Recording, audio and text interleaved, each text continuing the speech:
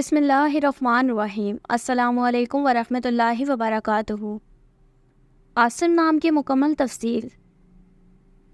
عاصم لفظ کا تعلق کس زبان سے ہے؟ یہ عربی زبان کا لفظ ہے۔ عاصم نام کا تعلق کس مذہب سے ہے؟ اس نام کا تعلق مذہب اسلام سے ہے۔ عاصم نام کے حروف کی تعداد کیا ہے؟ یہ نام 4 حروف پر مشتمل ہے۔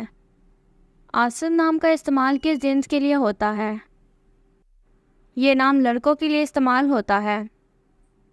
عاصم نام کے موافق رنگ کون کون سے ہیں؟ سرخ، زنگنما، ہلکا سبز۔ ان رنگوں کو اس نام کے لیے موافق سمجھا جاتا ہے۔ عاصم نام کے لیے موافق پتھر کون سا ہے؟ اس نام کا موافق پتھر پکھراج ہے۔ عاصم نام کے لیے لکی نمبر کون سا ہے؟ اس نام کا لکی نمبر 8 ہے۔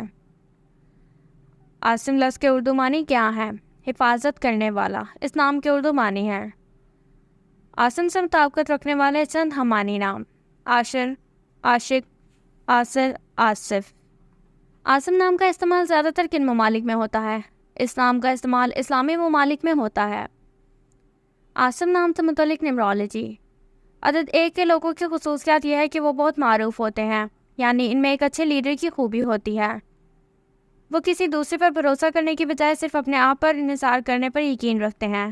وہ اس سے ہر چیز حاصل کرنے کی صلاحیت رکھتے ہیں اور وہ ہر چیز کے علمبردار بھی سمجھے جاتے ہیں۔